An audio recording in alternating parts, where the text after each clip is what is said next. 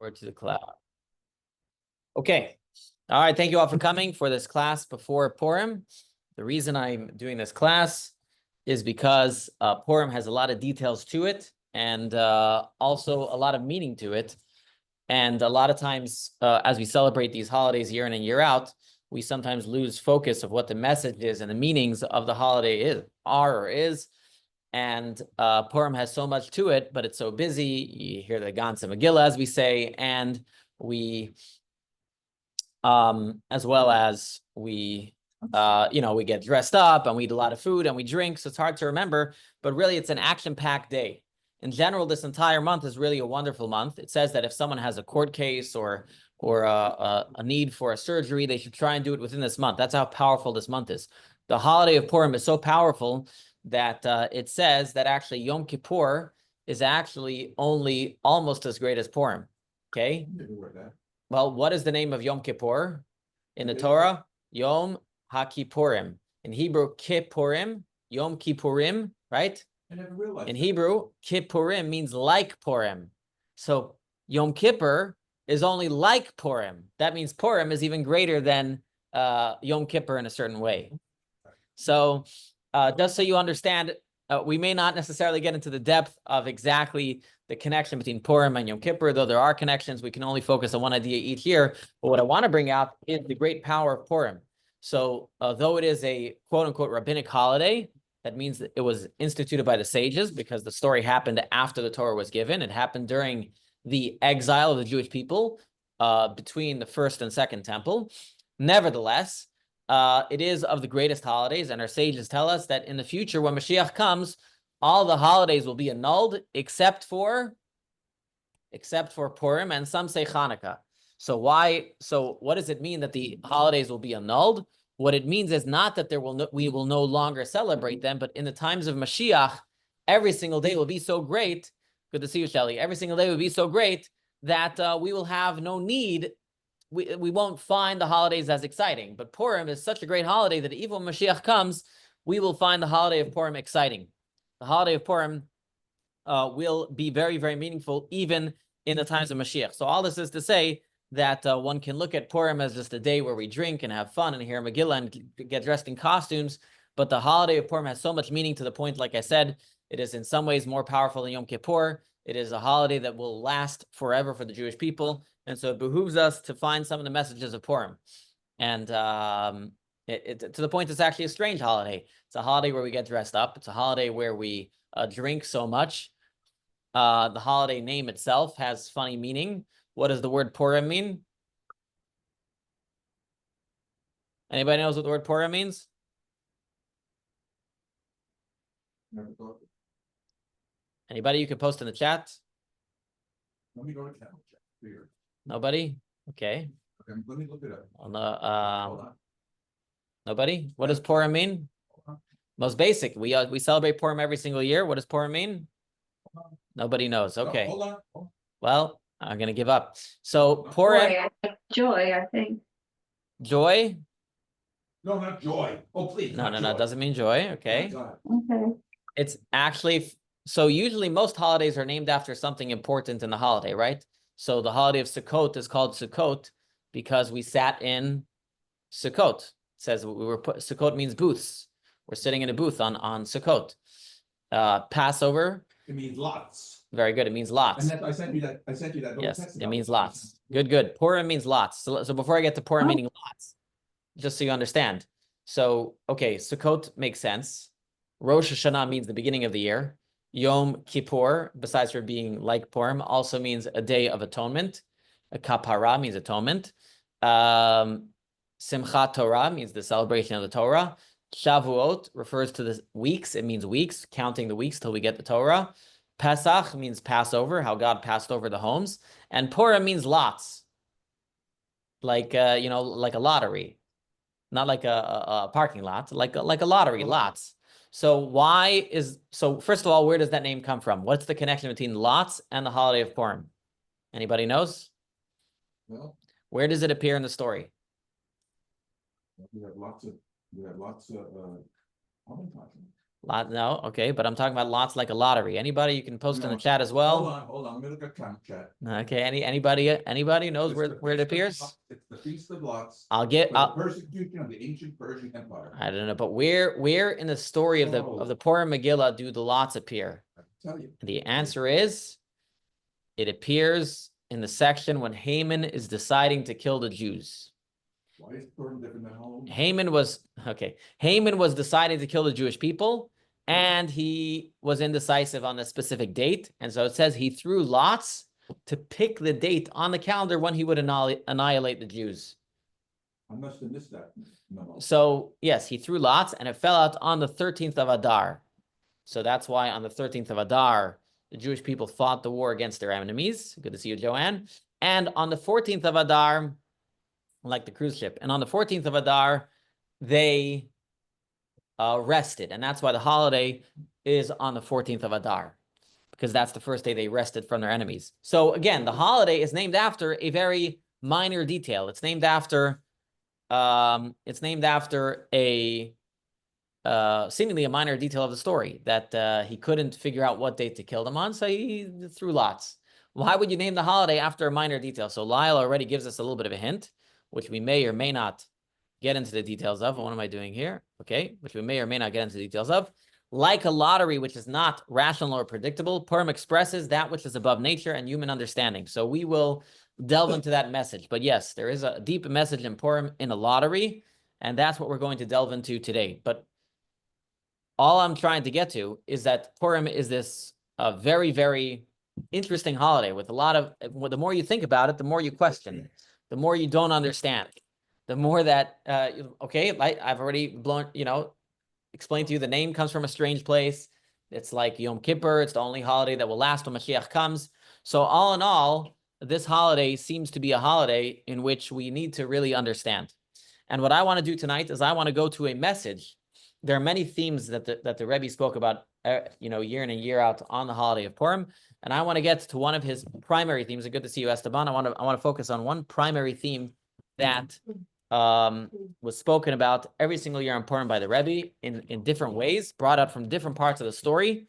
But the message of the story of Purim is the same year in and year out. And that is simply that, well, I'm not going to tell you. You'll have to find out. So let's start with the story. We have to start with the Purim story. The Purim story will hold the secret of what the main message of Purim is. Okay? So we know the basic story is Haman wanted to kill all the Jewish people, right? Just to, start off, as they say, with a joke, right? They tell the story that that Stalin one day went to a palm reader, and he wanted to know from the palm reader, what day am I going to die? So the palm reader told him, you're actually going to die on a Jewish holiday. So Stalin said, which day? Which holiday? Is it Passover? Is it Purim? Is it Pesach? He said, any day you die is going to be a Jewish holiday. So, but by the way, oddly enough, Stalin's death was actually connected with Purim. So I'll put that aside for another time. But there's a story of the Rebbe and Purim. Yes. Haman. I don't remember what was his position. Haman was the prime minister. Oh, okay. Haman was the prime minister. Yeah. Haman was the prime minister. By the way, who had the tallest family tree? Haman, right? Okay, he got a big family tree. He had all his family on one tree. Okay, that's enough jokes for now, right? All right, I'll go for one more joke because we're on. Enough. Hold on. Okay, well, I'll pause. I'll get to the joke. I'll get to some more jokes later. Okay, so the general story that everybody knows is Haman wanted to destroy all the Jewish people. Esther foiled his plan. We're saved, so we celebrate. All right, but let's back up. Aside from Haman being an anti-Semite, as you read the story, two questions we have to ask ourselves. Number one, what did the Jews do wrong to deserve death? Not from Haman, from God's perspective, okay?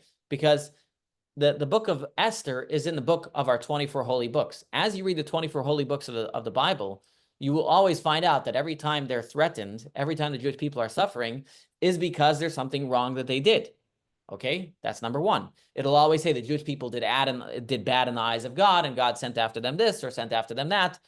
So number one question is, what did the Jewish people do wrong? And second of all, putting the God question aside, what was Haman's angle? Why did Haman get so upset? Why did Haman want to kill the Jews? All right, so if you can answer either of those questions, Just because. tell me or put those in the chat. Just because. Based on, all right, is there any, what do we know, any knowledge that you have about either of these questions? A, what did the Jews do wrong, deserving of death? And B, what did, why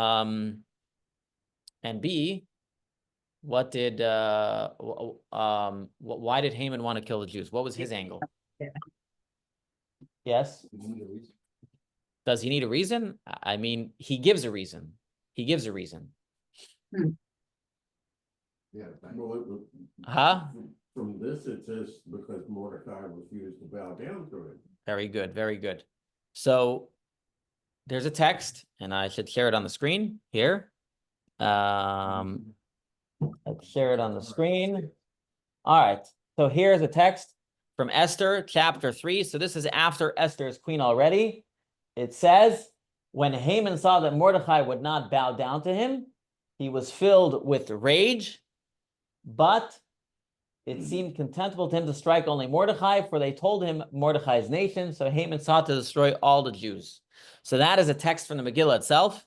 Haman is walking outside the palace. There's a decree by the king that everybody has to bow down to Haman. Haman sees Mordechai not bowing down to him. He gets all upset and he decides, you know what, instead of knocking off Mordechai, I'm going to knock off all the Jewish people. Get rid of us all. So a couple interesting notes on that verse. Number one, it sounds like there were other Jews that were bowing down to Haman, right? Okay. Number two, it sounds like if not for Mordechai being stubborn, there would have never been a story of Purim. It's his fault. It's Mordechai's fault. We talk about Mordechai the hero. Mordechai is at fault. Good. Right? The one If that- he wasn't there, Haman would have never gotten upset. And third of all, why does Haman want to kill all the Jewish people? So it's one thing if he decides, all right, I see Mordechai, I'm going to knock off Mordechai. Now he wants to kill all the Jewish people. Who is they, where it says, for they told him? They told him means his advisors, the advisors of Okay. Haman, the Okay. advisors of Haman. So, What's up with the odds of the call? okay, we're not going to get to politics, okay? Although we will later. Okay. So, what is, all right, so that is why, so far we have the reason why Haman wanted to kill all the Jewish people, which is interesting in it of itself. All right, why were the Jewish people deserving of death? So I don't know. Okay, I see. So I don't know why I put my text out of order. So here's from the Talmud Megillah. The Talmud of Megillah says, if you look in the Megillah story, what happens in the first chapter? In the first chapter of the Megillah, Haman makes a feast. Sorry, Achashverosh, the king, makes a feast. He makes a banquet, he makes a feast. That's the first chapter. Then in the second chapter, he looks for another wife because at the end of the banquet, he killed his previous wife. And then in the third chapter, Haman rises to power and decides to kill all the Jews. So what story precedes the decree on the Jewish people is the story of the banquet. So therefore, the sages in the Talmud say, based on that, it's logical to say, why were the Jewish people from heaven decreed to be killed? Because they enjoyed the feast of the wicked man, a decree of annihilation was issued upon them.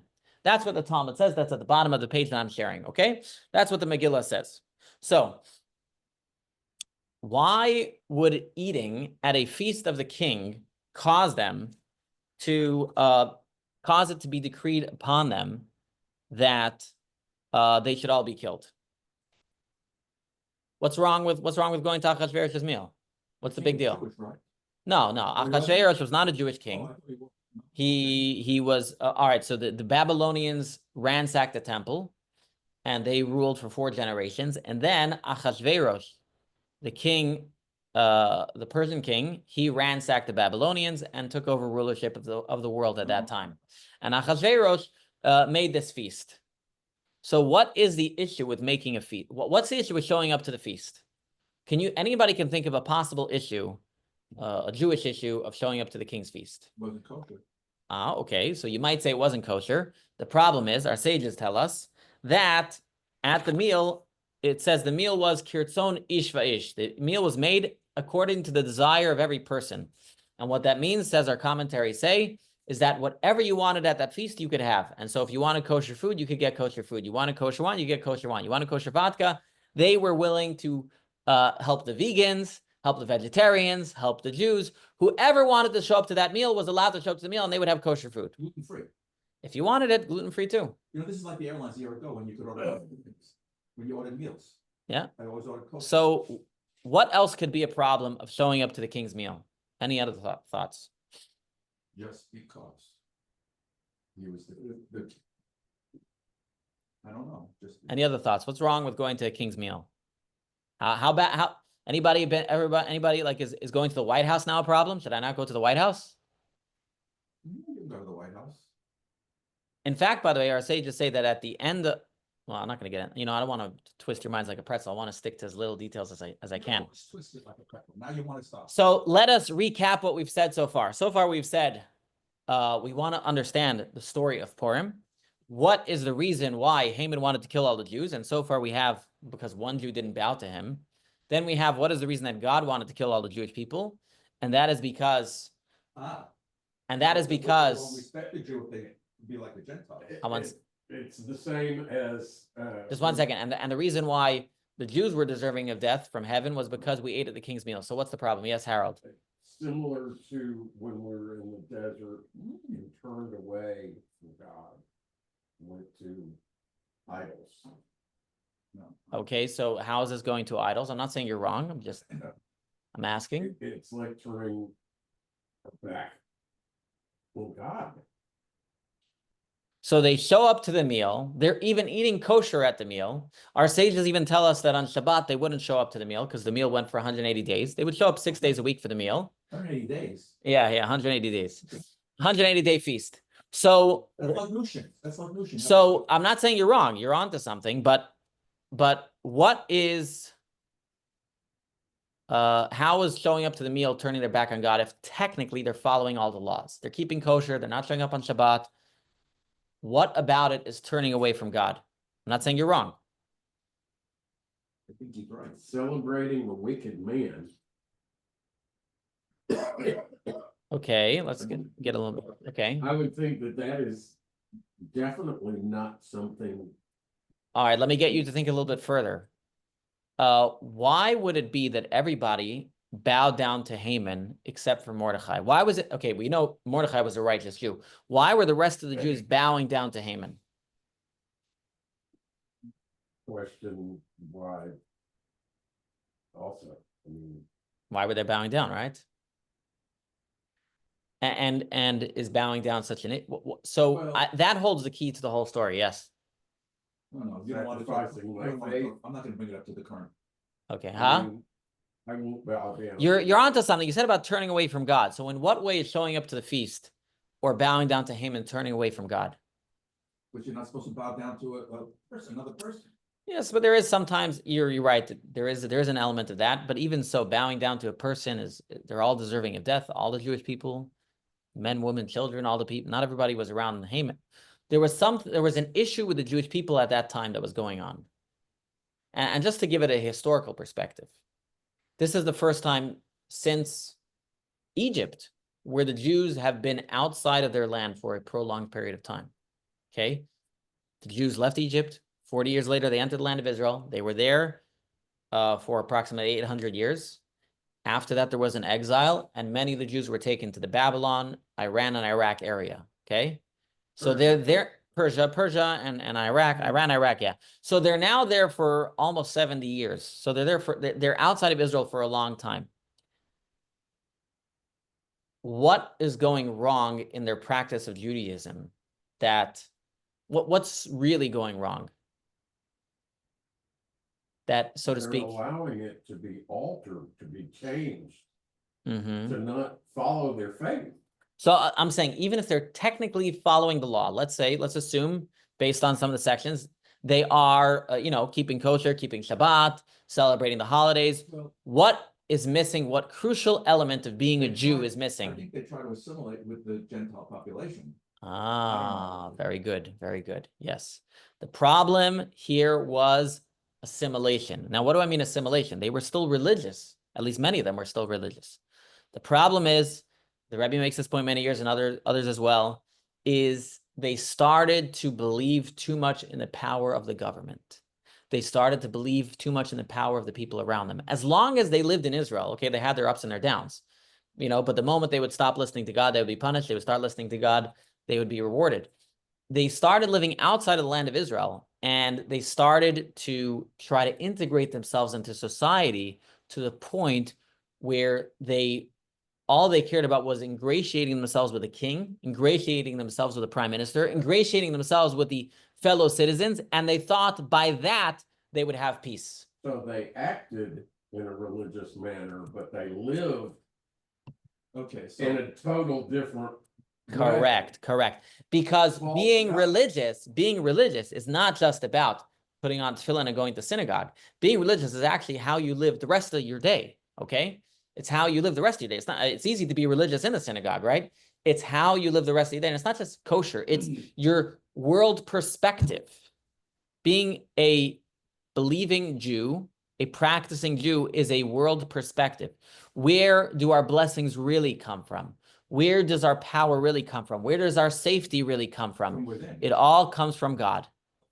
From God. It comes from God. You say God's inside. And so there's no problem with applying, appealing to the government and being nice to the government and having peace with the government.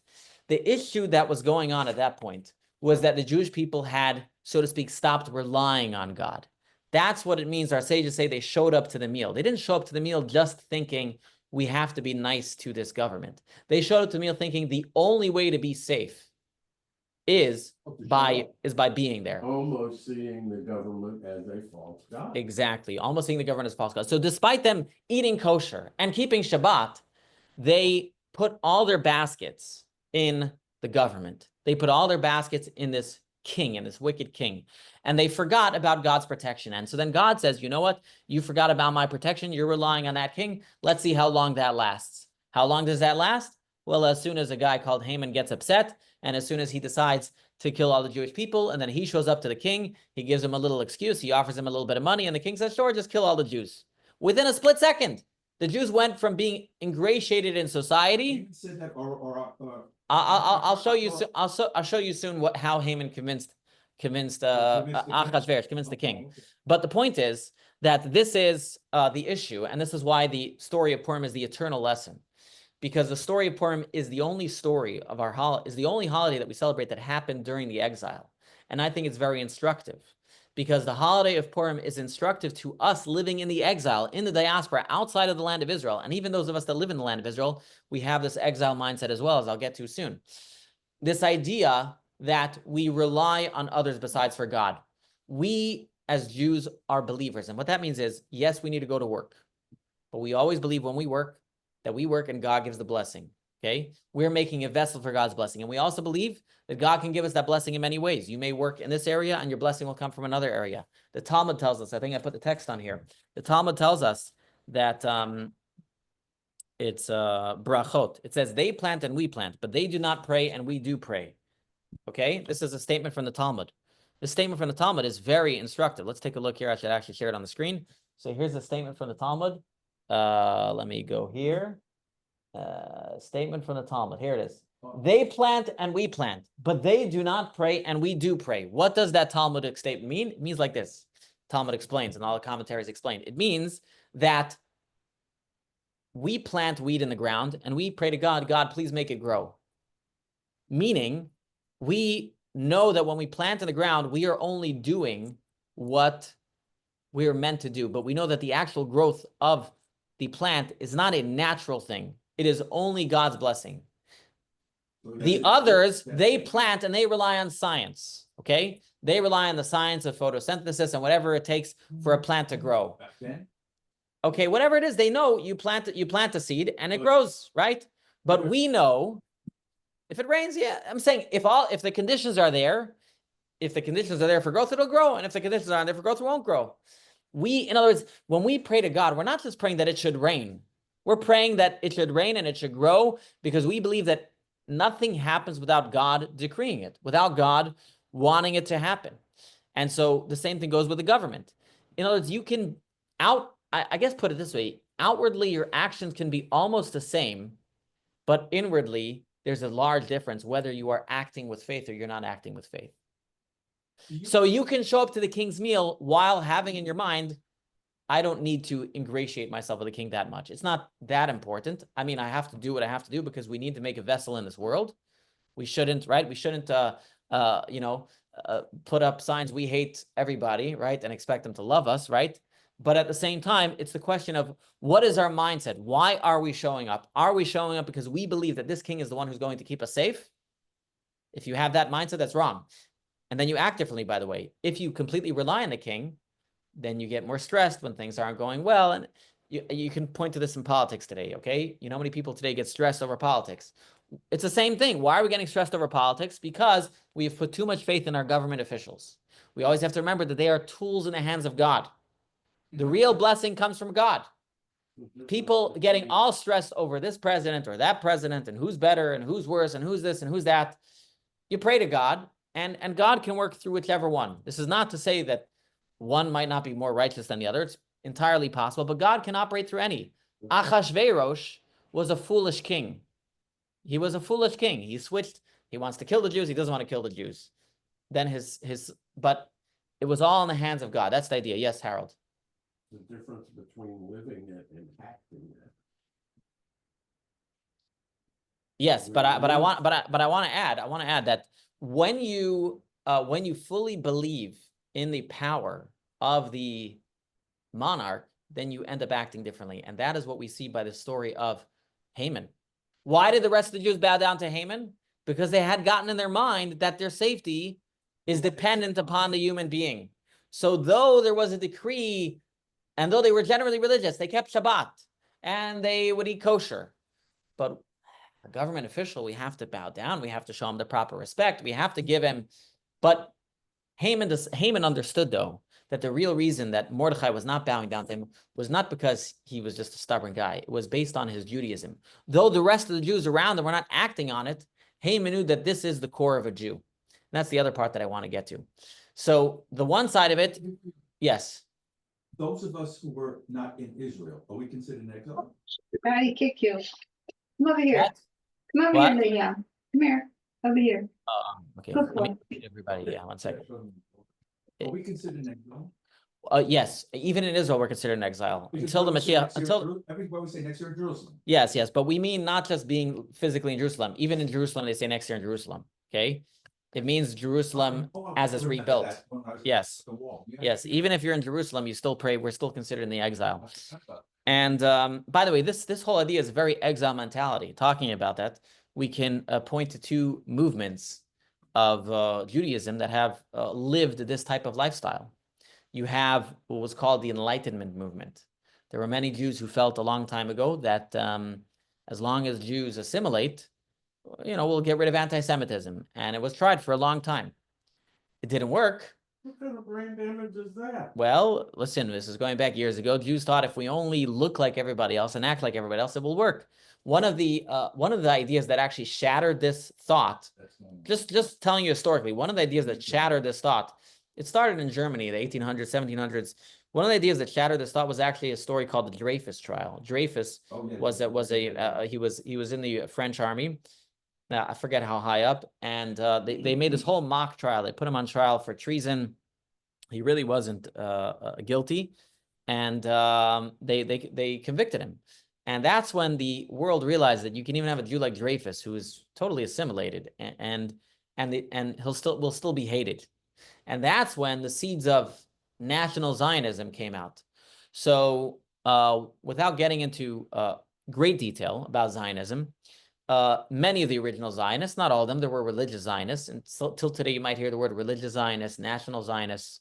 The original national Zionists, and which was most of the Zionist movement, had this belief that if we can become a nation like other nations, if we have our own homeland, right? So we're Jews scattered out without a country. If we have our own country and our own nation and our own place, then that will get rid of the anti-Semitism. If we have our own society, then we'll, the world will stop hating us. And so that was kind of supplanting the idea that if we just assimilation alone wasn't enough. That didn't work. So then they thought, all right, assimilation is not good enough. Let's go to national Zionism. And this is why, just getting you some historical perspective, why historically many religious Jews were against Zionism. And just if you want to go back, why many Jews did not escape Europe to Israel earlier on, right? People blame the rabbis. They really, they didn't see what was coming from the Germans. But first of all, they didn't know what was coming from the Germans. But second of all, what was going on again, why they didn't push many people to go to Israel, because many of the people in Israel had that sentiment and feeling. We just want to build a national homeland with a Jewish identity without any Jewish religion to it. They felt the national identity alone will get rid of anti-Semitism. And in fact, the original Zionists in Israel, many of them, worked very hard to make it a secular society. And to the point where if they would get religious people moving there, there's a lot of scandals. The Yemenite Jews that came to the land religious, they took a bunch of kids and they separated from their parents and made them not religious. There were a lot of terrible things that went on in the beginning. Okay, so just giving you some perspective on what happened. Okay, so the national Zionists again had this belief: we just need to become like a nation, like other nations, look like everybody else, and then the world will love us. And we see people till today still have that sentiment. Okay, after the 6-Day War, when Israel took over they took over a bunch of areas, and they right away said, we're not going to annex the West Bank. Why? They thought, if we don't officially annex the West Bank, we'll make peace. You ever heard of a bigger pipe dream? Is that ever going to work? Because it doesn't work. We even in Israel, we constantly try to curry favor. We constantly try to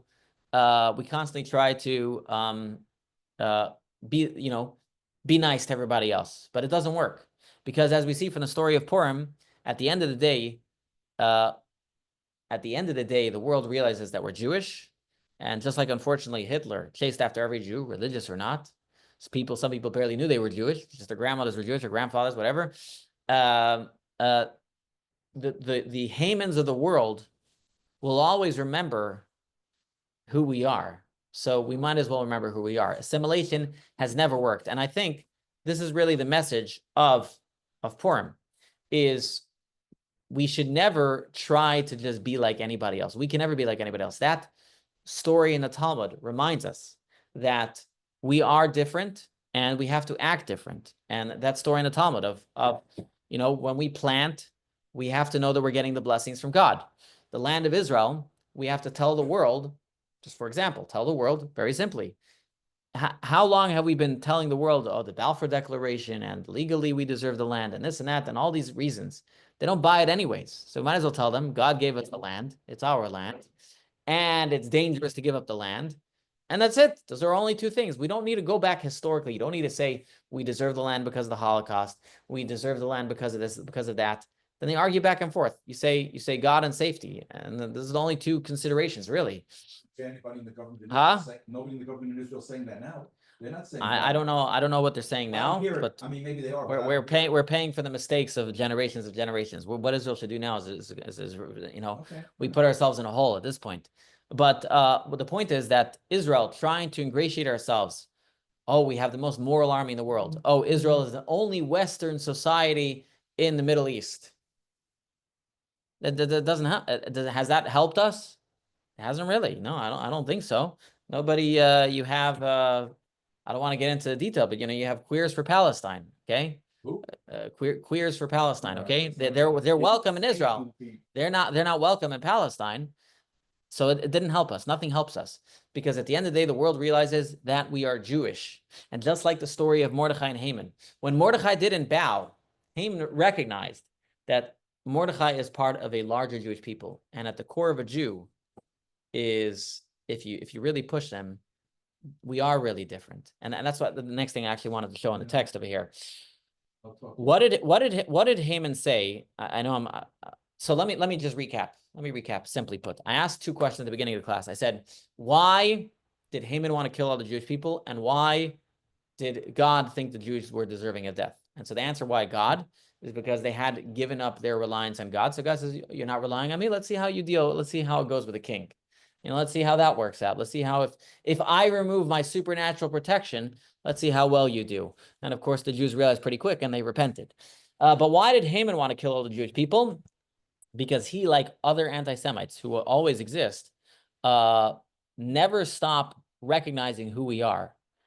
And so therefore, why should we even try to hide?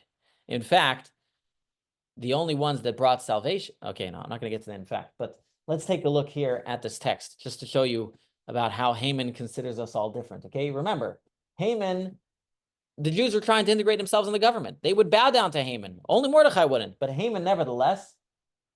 Here, text 3:8. And unfortunately, some of it's cut off. So Haman says like this. Okay, Haman said to the king Achashverosh, there is a certain people scattered and dispersed amongst the nations. You should have had the rest of the text, but the rest of the text says like this. There's a certain people scattered and dispersed among the nations. Their religion is different from everyone else. And the rules of the king, they don't do. And what he meant by the rules of the king, the commentaries explain what that means is that even if the king says something is healthy, like the FDA, the Jews won't eat it because it's not kosher. Okay? So Haman was basically trying to paint the people that they're different. These people are different, so we got to get rid of them. Now, That's what Hitler did. he said we're different. What am I trying to bring out? Is that as much as we try to ingratiate ourselves, the world always realizes that we're different. So we should start to recognize that ourselves. That is the message of Purim. We as Jews throughout the generations have tried to ingratiate ourselves. You know, by the way, just going back in history, what was the last Jewish society that tried to assimilate like we have been able to in America? What was the last great Jewish society that was able to assimilate like we can in America? Was able to, yes. Spain. Spain was the last, I would say, golden era. If you go back in history, that was almost like America. Not entirely, but almost. Columbus was Jewish. I don't know. In Spain, the Jews were well respected, wealthy, close to the king. I'd say that's the last time, going back in history, okay? You have to go back to the 1400s, okay? Between America, the last 100 years, and Spain, I don't think there was any period like that. Even in Germany, it was never that great. Just by the way, just to point out how much the Jews were trying to hide who they were. During the height of the Enlightenment, and you know, the reform started in Germany. I forget exactly what it was called in the Enlightenment or whatever it was. They actually had all their synagogues facing away from Israel. They wanted to ingratiate themselves in society, saying we don't pray towards Israel. You know, we're giving up on that dream. We're just like everybody else. It's in Germany. It didn't work out, right? It didn't work out, unfortunately. But the world always remembers. So anyways, back to Spain. Spain, we were very much ingratiated in society. And nevertheless, 1492, the king tells that all Jews are expelled without their money. And you can tell how ingrained the Jews were into society by the fact that so many Jews decided not to stay in Spain and pretend to convert. That's how ingratiated they were into society. They wouldn't have done it otherwise. They never felt welcome. They would have never tried that. So the Jews in Spain were so ingrained into society, and nevertheless, the people, they were expelled. And so this to me is the lesson of Purim. Purim is the lesson to me of remembering and recognizing that though we live in a world amongst everyone else, we always have to remember that we cannot truly ever assimilate. It has never worked. It will never work. It was tried during the times of Purim. And so let's give up on assimilating and let's remember who we are and what we stand for, our belief in God, our faith, not just our practices, but yes, our practices, not just the cultural Judaism, but it starts from a place of faith and trust in that everything comes from God. That's the identity of who we are. Mordechai in the Megillah is called Ish Yehudi. He was not called Ivri. He was not called a Hebrew. He was called a Yehudi, a Jew.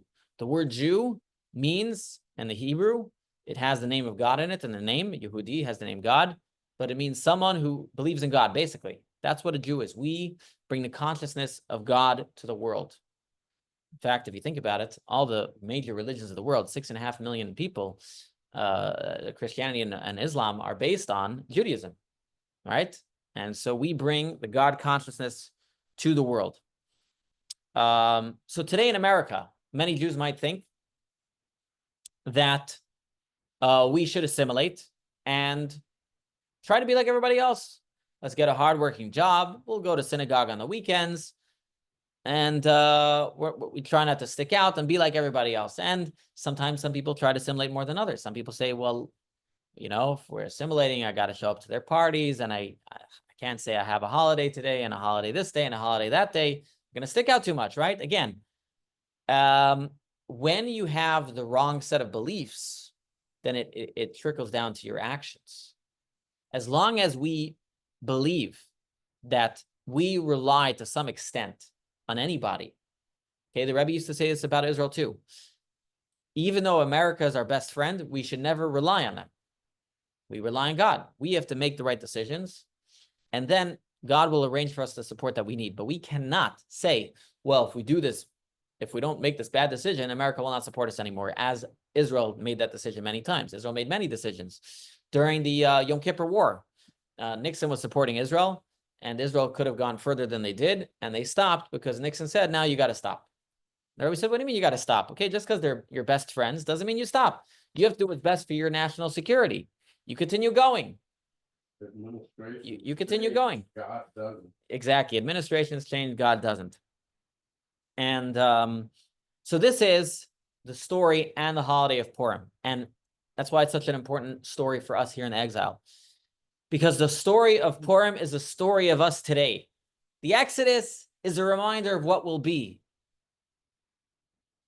Obviously, there's a message for today. But to me, the holiday of Purim has the greatest message for today. You know, when you read the story of Purim, I'm sure you all know, there's no mention of God's name once in the entire book of Esther. God's name is not there anywhere. Does not say his name once. Because the whole message of Purim is that you can live in a world where you don't overtly see God, in a world where there's no splitting of the sea, in a world where everything runs according to nature. Even the miracle of Purim happened through nature. It happened to the king who had a queen. But we have to remember that Jews, as we operate through nature, is truly coming through God. We cannot make that mistake of showing up to the king's feast and relying on him. We need to rely on God. And we see this in the story of Esther. When Esther was going to go to the king, it says, what was the first thing she did? She didn't say, well, I'm the queen. Sure, I can get the king to do what I need, what I want. She fasted, and she got the entire nation to fast for 3 days. Even though, as the commentaries point out, fasting makes you less pretty. Why would she fast for 3 days? Because she understood and she knew that the way to rectify the mistake, what had gone on, is to show that we rely on God. Is to show that we know that our protection is completely reliant and completely dependent upon God. I want to share this powerful reading, which sums up a lot of this, what I said here,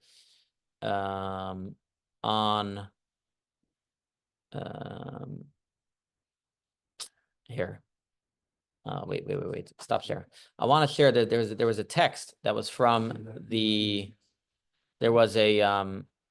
this great write-up from the previous Rebbe. So the previous Chabad Rebbe was the Rebbe during World War II. And he wrote this very interesting document. And basically he took the lesson from Purim, and that we should realize that just as in Purim, and I don't know why this is not coming all the way through. Where's that going? This is so strange. Trying to throw it onto the other screen. 1 second. You know what? I'll just share it here on the screen. Because you have it in your books. Okay. So let me share it here on the screen. Let's share over here. All right. So he basically made the point that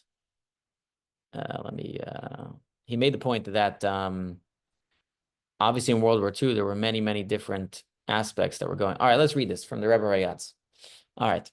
In the year 3392, after the creation during the Babylonian exile, the Jews were dispersed in many lands, including those ruled by Achashverosh. Over 50 years had passed since the destruction of the first Holy Temple. They were torn away from their homes where they had witnessed the miracles in the Holy Temple and had heard the words of the prophets. This is source one, okay? In some of the countries in which they were now scattered, they were maltreated. In others, their contributions to society were recognized and they were treated accordingly. Achashverosh was by nature fickle, arrogant, wise in his own eyes, and short-tempered. He was a mixture of good and evil, wisdom and foolishness altogether. Thus, the sages express both opinions. He was a clever king and he was a foolish king. In the times of his father Darius and also in the early years of his own reign, the Jews in the provinces made a comfortable livelihood. As time went on for business reasons and through their business context, they lost touch with their life of Torah mitzvos, merged with the surrounding culture, and sought luxury. They forgot that they were the chosen nation. They took lightly the fact that God chose us from all the nations and elevated us above every language, and they began to live an unbridled and carefree life like the nations around them. So there were certainly some Jews who did that. And even those who were religious, like I said, they were living the life. Though technically religious, practically, like you said, it's a lot more than just a technical practice. Let's continue. Achashverosh had conquered many countries, and his Jewish citizens, having contributed to his war effort, were rewarded financially, as well as with expressions of gratitude and government posts. Upon his victorious return from a major war, Achashverosh hosted mammoth feasts for all his citizens. The Jews too were invited by royal organizing committees, which had been instructed to provide each guest with food and liquor he wished for. These feasts were of non-kosher delicacies, and wild debauchery vulgarized the Jews even more. So by the way, even though they could have Jewish food, they were also not in Jewish spirit. Okay, it's like going to a club and having kosher food there. The Jews became intoxicated by their wartime earnings and by the king's letters of gratitude. They lived in the biggest and fanciest palaces and enjoyed their free life. And for some of them, as he writes here, without Shabbat, without kosher, without mikvah, without tefillin. So let's continue. People say that now. You know, the Jews own the banks. They own this, they own that. So let's continue. Okay. Let's go to the source of the Rabbi Yatz. As one of the royal advisors, Haman had many acquaintances amongst the political Ivrim. They were Hebrews. They spent time eating and drinking together, and there were no points of conflict between them. Their Jewish roots were unnoticeable, and they too kneeled and prostrated themselves before that villain. Haman cannot understand why Mordechai was different from other Ivrim, Hebrews. After all, he too was a political figure, an extraordinary proficient linguist who interacted with the highest government officials, so why was he so different than other Hebrews? The query lasted only until the underlings explained to him that Mordechai was a Yehudi, a Jew, as distinct from an Ivri. They explained that Ivri, Hebrew, was a political term that could include someone who opposed the Jewish religion, or even belonged to a different faith. An identifying name can exist even in someone's imagination. For example, a person might assume a subjective identity, as if he belonged to a certain country and a certain nation, regardless of his actual religion or lineage. The name Yehudi, Jew, they explained, describes a genuine Jew who believes in God and faithfully and energetically observes his Torah. It was at this point Haman's gross, cruel heart sought to destroy and kill and annihilate all the Yehudim. Here's the text that I was trying to quote for you. Here's the text from the book of Esther, source 5. Haman said to the king Achashverosh, there is a certain people scattered and separated amongst all the provinces of your kingdom, and their laws differ from everyone else's laws, and they do not keep the king's laws. It is therefore of no use for the king to let them be. Anybody heard such a thing before? It's typical anti-Semitism. He says they're different. All right? They're different. So let's continue. All right. Let me just talk about, he gets into length. All right, let's just get to the end of it here. So here, let's continue. All right, so here the previous Rabbi connects it to the World War II. Concerning the miracle of Purim in the Megillah writes, these days are recalled and observed in every generation, every family, every province, every town. These days of Purim will not vanish from amongst the Jews, nor will the memory of them perish from their descendants. That's a quote from the Megillah. There is no need to explain these words. Everyone clearly understands what they mean. It is important, however, to note that for the Purim miracle to take place, there must be the Yehudim, the Jews, with Mesirat Nefesh for Torah mitzvot. What the world is now going through should remind us of the Jews of the era of Haman. Don't forget, the previous Rebbe escaped Europe in 1940. History is repeating itself in startling fashion. In all countries, Jews are in an ocean of woes. The Jews overseas are in the midst of conflagration. We are outside the fire, meaning in America.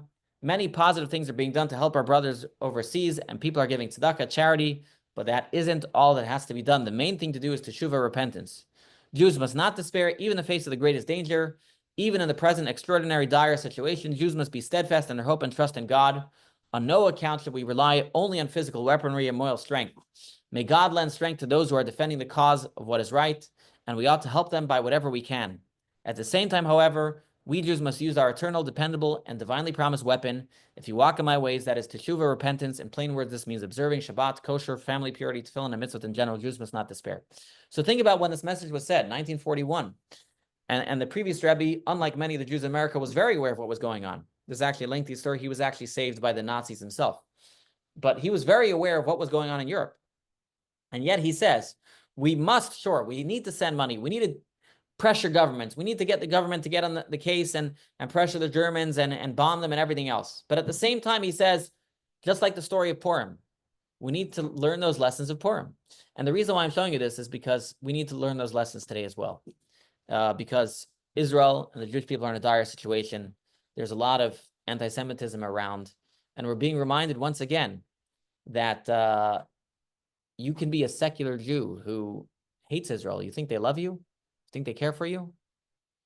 The only true thing that of course, we need to support Israel and we need to fight back on anti-Semitism, right? But we cannot forget our primary power. Just as then, our primary power is coming from God. Just as in the story of the Megillah, if we want to see miracles, we cannot forget that reliance on physical measures alone have never availed us. They have never worked. And anything good that happens to us, we believe is because as well, is because of God's blessing to us. And I think this is the message we need to pull away from Purim.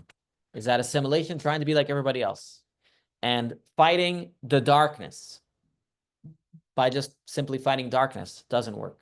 We need to be, as the Megillah says, we need to accept upon ourselves. The Megillah writes multiple times, the Jewish people re-accepted upon themselves, rededicated themselves to God's Torah, to his mitzvos, to do what God wanted. Though we work through political means, though we work through political parties sometimes, though we work through natural means, we are never, ever reliant upon that. As a Jew, we learn from the story of Purim that God works through nature, but truthfully, it is always God's blessing. And so I would say, if there's one lesson to take away from Purim, if we were to put in an elevator pitch, is to remind ourselves that we can never be like the people around us. We get our blessings from God, and we need to always remember that and act as that. And the world, in truth, will never let us forget that. So why even try? And that, I think, is the lesson and story of Purim. And so this is really also, just to end off this section, I'll go through 10 minutes of the laws and customs. But this is also why, in one sense, that the holiday of Purim is the greatest holiday of all. Whereas God's greatest power revealed is in nature. For God to split a sea is cool, but it's actually not so cool. For God to, in other words, that is accomplishing what you want by force, right? It's like, if I want to get my kid to bed, if I hold him down by force because of my brute strength, sure, I'll get him to go to sleep. But if I can convince my son to go to sleep through natural means, that is much, much greater. That's the true way. That's a true sign of power, not just physical brute strength. And the same thing is with God.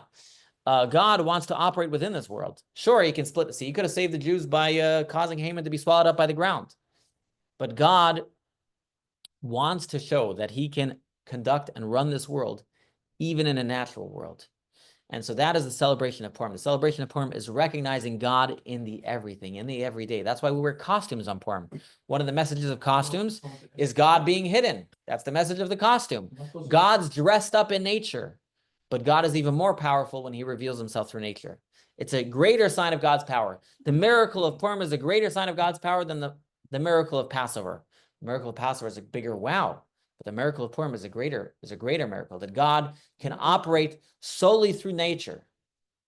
And it's up to us to recognize that God is there within that nature. That is one of the reasons for the costumes. And we're going to wear a costume this week. I didn't explain, by the way, the lottery. I'm going to wear a costume, yes, tomorrow night. I didn't get into the details of how this relates to the costume. Lyle spoke about it earlier a little bit, about how the entire miracle comes from a deeper place. That's what the lottery shows on, a place that's beyond understanding. But we can only do so many messages of Purim in 1 week. So I hope I advertised the class correctly. I said it would tell us how to live a Jews, what Purim means in 2025. I think this is what it means to be a Jew in 2025, especially in today with anti-Semitism after October 7th, is to remind ourselves we're not relying on any political party, though, or any political power, or any person in government that we want or we don't want, or following the news in an obsessive way to the point that if the person that we like does the thing wrong or does the thing right, of course, we want to see the peace, but we have to know when things go wrong or things go right, it's not as much them as it is recognizing if things go bad. This is unfortunately what God wants right now. And I'm not saying we're being punished. That's a whole nother story for another time. But we do know, of course, that we can definitely bring ourselves more blessings the more we can connect to God. I can never say that bad things are happening to people because we're being punished, unless it says it in the holy books, like it said in the story of Purim. But we have to remember that we are getting our blessings directly from God. And he is the real one that's running this world. All right, let's take a look quickly at the laws and customs. So maybe I'll actually, let me stop share. Let me try this. Let me try dragging that onto the other page. So the first thing that we have when it comes to Purim is tomorrow is a special day. Tomorrow is a fast day, right? So why can I not get this thing? I can't fast, right? But I can eat a little bit. Yeah. So actually, it's very interesting. Tomorrow's fast day is actually what's called one of the lighter fasts. So if someone cannot fast, they actually don't have to fast. Okay. No, I'll just eat it. It's one of the lighter fasts. Just eat it. Okay. It's not sharing on the screen. Okay. No, I'm on your screen over here, but I'll share it on the Zoom. Okay. Number one, there's a fast on tomorrow. It's called the Fast of Esther.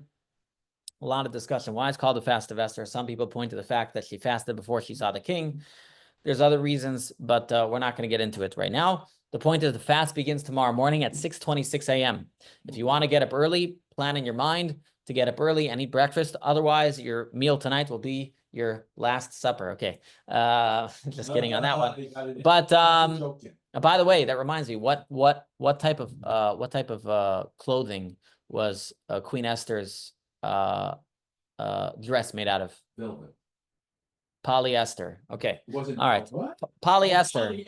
Polyester. Okay. All right. So. I think it really was velvet. Okay. No, On that note. Okay. So. but that was. So tomorrow there's a fast day, and fast day in Judaism, by the way, means we don't eat or drink from 6:26 a.m. until after hearing the Megillah. So tomorrow night, 8:03 is the earliest time we can hear the Megillah. Ideally, we don't eat or drink until we hear the Megillah. Anybody who is sick or elderly or has trouble fasting, it is one of the lighter fasts. And if you ask your LOR, your local Orthodox rabbi, you can usually get an exemption. On a day that we don't fast, just important to note, as it says here, we do not brush our teeth or use mouthwash. So I brushed it tonight. So nobody stand next to me. Okay. During the morning prayers, there are extra prayers. There are slichot, supplication prayers to be said. We say Yavinu Malkeinu. And then the mincha prayer in the evening is also a little longer. There's a Torah reading. There we say Yavinu Malkeinu. Prior to the mincha, it's very important. We are supposed to give what's known as the half shekel coin. In temple times, everybody would give a half shekel coin to the temple. And so tomorrow before we give a $50 here in America. So we're going to have a plate here with $50 and you can buy a $50 and give it to charity. And, but it's very important on Erev Purim, the eve of Purim, to give $3 half for every member in your household, because in temple times, they would give three half shekels for each and every single person. You can come here. We'll have it also on Purim. If you come here anytime at Purim, we'll have the $50 coins on here. No, you want to do it here. You need to take, I have to do on PayPal. you want to take three coins and literally give them to charity. So what we do is if we have a plate here, you could put money on the plate, you pick up the coins, they're yours, then you put them back down and you gave them to charity. What if I bring my own money? You could bring your own $50 if you want. Okay, so then we have the evening prayers. So what happens is it's a fast day tomorrow. Then towards the evening, we daven the mincha prayer, which is a little longer with the Torah reading. And then when nightfall comes, 8:03, we daven the evening prayers. At the end, towards the end of the evening prayers, then we read the Megillah. Okay? The mincha 7:15 tomorrow night. We read the Megillah. Okay? After reading the Megillah, then we have a meal here at the synagogue. But after eating the Megillah, then you can eat. Many people have a custom to wear costume. Interesting to note in Chabad, when we read the Megillah, many people bang at every single time we say Haman, and Chabad we only bang at Haman that has a title to it. Okay. All right. On a day of Purim, we're going to have prayers here. We're going to have 8 o'clock prayers. During the prayers of tomorrow, there is both a Megillah reading and a Torah reading. So we have 8 o'clock. We're going to start the prayers. 8:30, we're going to have a Torah reading, then a Megillah reading. It's best to hear the Megillah in the morning because ideally, one should not eat until you hear the Megillah. If you're not, whatever, you're not. I'm just telling you the ideal world. So if you can make it, all right, if you can make it here at 8 o'clock, we have the prayers. Then 8:30, we're going to read the Torah and the Megillah reading. Interesting. The Torah reading we read on Purim is to erase the Amalekites. The Amalekites is the progenitor of Haman. According to many opinions, if you didn't hear it here on Shabbos, it's a biblical obligation to hear that. Okay. And then it gets into the details of the prayers. Important to note that Purim is a very powerful day, and so your prayers on Purim are much more accepted. So please, please, please, if you might be busy working, try to get up in the morning. If you can't make it to synagogue, make some prayers, because as I said earlier, it's Yom Kippur is like Purim. So Purim is a very auspicious day to pray. We do put on tefillin, and you can also technically work on Purim, though ideally, if you can avoid working on Purim, you should. All right, Purim day itself. So we had a couple mitzvahs. You have fasting tomorrow, you have the half coin tomorrow, and then you have to hear the Megillah tomorrow night. Okay? Then the day of Purim, there are 4 mitzvahs you have to catch. 4 mitzvahs you need to catch on the day of Purim, and a lot of people don't catch them all. Okay, so number 1, you have to hear the Megillah again. People ask me every year, do you have to hear the Megillah twice? The answer is yes. You have to hear it at night, and you have to hear it at day. I'll read the Megillah again at 5 p.m. Tomorrow. On Friday. But you have to hear the Megillah twice, okay? So there's a Megillah reading Thursday night. There's a Megillah reading on Friday. You can hear it at 8:30 a.m. You can hear it at 5 p.m. and maybe a little later as well. The other mitzvah is the mitzvah of having a meal. At Chabad, we're going to have a meal here at 5:30. A meal with bread and meat. You have to have a real suda, a real meal. The other mitzvah of Purim is to give gifts of food. Okay? So you get 2 items and you give gifts of food. They have to be ready to eat. So you can't give someone a cake mix. You can't give someone flour. It has to be something they can eat. So you give them an apple juice and a hamantash or whatever it is. It's a mitzvah to do mishloach manot, as it's called, giving gifts of food to others. Yes, but you need to have 2 items of food. Okay. Then, so we have again the mitzvah of hearing the Megillah, the mitzvah of giving gifts of food. There's a mitzvah to give money to the poor. So we have a form on our website if you want. You can go on our website, but there's many websites. So the definition of poor in halachas is very specific, and unless you know someone that's truly 100% destitute, if you give to us, we give 50% to local poor people and 50% to the poor people in Israel. So that way you fulfill the mitzvah in all best ways. So we have a form on our website for giving the money for the poor for Purim. But if you have a way of doing it, you can find there's many websites, Charity for Israel or whatever it is, that will do it for you as well. I send money to my family in the time. Are they poor? That's the question. Well, then you could send them money, but no, you but also they give it out there. I understand, but you need to make sure that it's going to be given out on the day of Purim. Okay, that's important. So you can't wake up the day after. The final mitzvah of Purim is, so I said you have to have a meal, you have to hear the Megillah, you have to give mishloach, you have to give gifts of food, and you have to have what did I say? Okay, hear the Megillah, give gifts of food, give money to the poor, have a meal. There is another thing that it does say one should do in the Talmud, though not everybody does it. It says you should drink until you don't know the difference between Haman, blessed is Mordechai, and cursed is Haman. It says you should drink until you don't know the difference. So very interesting. So this is why on Purim is a heavy drinking holiday, in case you're wondering. It is sourced in the Talmud. Fascinatingly, the Talmud tells a story of 2 rabbis who got drunk, and one rabbi killed the other, and then he brought it back to life. So for another class for another year, talking about the meaning of getting drunk on Purim. You get stuck and drunk, how can you drive home? So that's why I live close by. Now the final thing is one fascinating note. In a year like this, so Purim is celebrated on the 14th of Adar. In walled cities like the city of Shushan and like the city of Jerusalem, Purim is celebrated on the 15th of Adar every year. So this year, the 15th of Adar falls out on Shabbat. And so when it falls out on Shabbat, they actually split Purim into 3 days. They do some of the elements of Purim on Friday. They do some of the elements of Purim on Shabbat, and they do some of the elements of Purim on Sunday. So this year is known as what's called a Purim Mishulash, a triple Purim, because the Purim holiday, to an extent, lasts for 3 days. And so it's a very joyous year this year. It's gonna be A giant party, and so you should look forward to a lot of celebrations. So you should, just so you know, if you come here to Chabad, we're gonna have 5 o'clock a Megillah reading in the evening. You can come straight to the meal, 5:30. After 5:30 and having a nice party, we're gonna have an evening service, and then we're gonna have a full-on Shabbat dinner here as well, and hopefully drinking through the rest of the night. Oh, no. And the services the next day are 10 o'clock. So anyways, hopefully I have clarified to you a little bit about the holiday Purim. One last thing, Purim is always 30 days before Passover. And our sages tell us that 30 days before a holiday, you have to start learning about the next holiday.